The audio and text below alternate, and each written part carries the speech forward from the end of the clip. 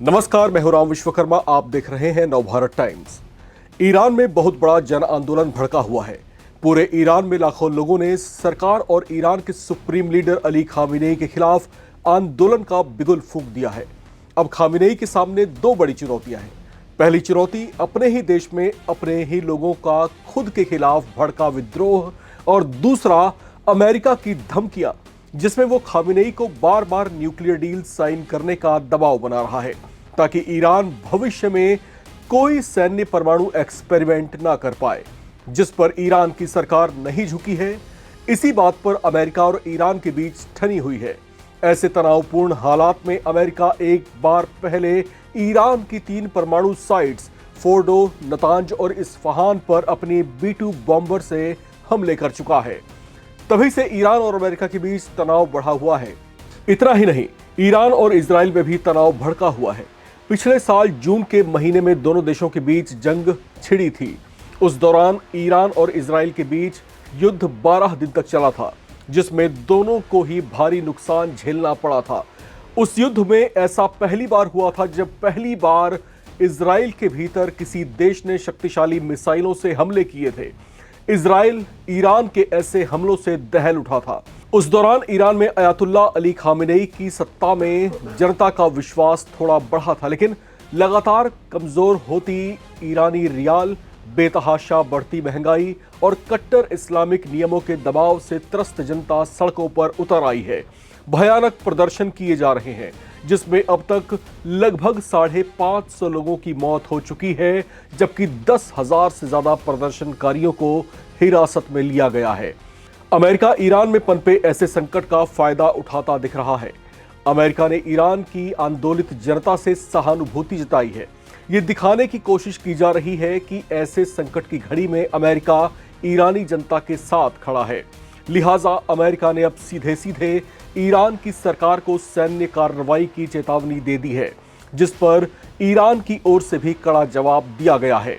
Iran की सरकार ने अमेरिका पर पलटवार करते हुए कहा है कि अगर ईरान पर अमेरिका की एक भी मिसाइल गिरी तो अरब के साथ साथ बाकी जिन देशों में भी अमेरिका के सैन्य ठिकाने हैं वो उन्हें निशाना बनाएगा।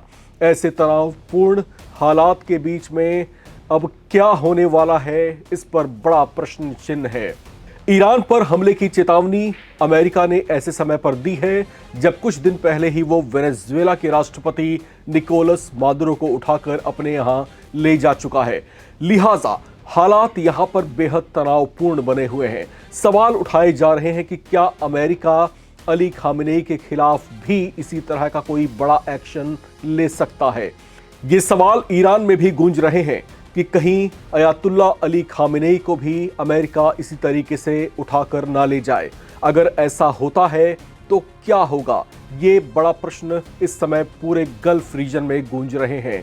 क्योंकि अगर ऐसा हुआ तो हो सकता है कि अली खामेनेई के खिलाफ अमेरिका कोई बड़ा एक्शन ले, और जिस तरीके से वहां पर अमेरिका के साथ में इनके डिस्प्यूट्स बढ़े हुए हैं, खासतौर से न्यूक्लियर डील को लेकर के, तो हो सकता है कि इन्हें अमेरिका ले जाने के बाद इनके खिलाफ जो है कुछ केसेस चलाए जाएं और इनके खिलाफ कोई बड़ा अपराध सिद्ध करने की कोशिश की जाए। फिलहाल ये बातें चर्चाओं में सिमटी हुई हैं। अब एक और सवाल ये उठ रहा है कि अमेरिका के साथ युद्ध के हालात में ईरान को कितना समर्थन मिलेगा। इसे लेकर दुनिया भर के बुद्धिजीवियों का कहना है कि ईरान के प्रॉक्सी और मित्र देश काफी कमजोर स्थिति में हैं। सीरिया से ईरान समर्थक असद सरकार का पहले ही पतन हो चुका है। गाजा में हमास के लड़ाके बेहद कमजोर हो चुके हैं। इराक और आसपास के देशों में सक्रिय मिलिशिया समूह भी पहले जैसी हालत में नहीं है। ऐसे में ईरान की हालत पहले ही पतली दिखाई दे रही है। ऊपर से ईरान की जनता की नाराजगी की एक वजह यह भी है कि वे खामेनेई पर यह आरोप लगाते रहे हैं कि वे अपने घर को छोड़कर यमन, गाजा और लेबनान में सक्रिय विद्रोही समूहों की मदद करते रहे हैं और उन्हें आर्थिक सहायता पहुंचाते रहे हैं, जबकि उनका ध्यान अपनी अर्थव्यवस्था को सुधारने पर ज्यादा फोकस होना चाहिए था। ये वो सवाल हैं जो ईरान की जनता इस समय खामेनेई से पूछ रही है, क्योंकि साल 2018 में जब ईरान पर अंतर्राष्ट्रीय प्रतिबंध लगाने शुरू किए गए थे, उसके बाद से ही लगातार ईरानी रियाल की हालत जो है लगातार साल दर साल टूटती चली गई और वो अब बेहद दयनीय स्थिति में है, क्रैश होने की स्थिति में है। लिहाजा ईरान में महंगाई बेतहाशा बढ़ी हुई है, जिसकी सीधी चोट इस समय ईरान की जनता पर पड़ रहा है। अब एक सवाल चीन और रूस को लेकर भी है। अगर अमेरिका ईरान के साथ सीधी जंग में उतरता है तो इन दोनों देशों का क्या स्टैंड रहने वाला है? अगर बात सबसे पहले यहां पर हम चीन की करते हैं तो चीन की जो आर्मी है उसे जो है वर्जिन आर्मी कुछ लोग कहते हैं।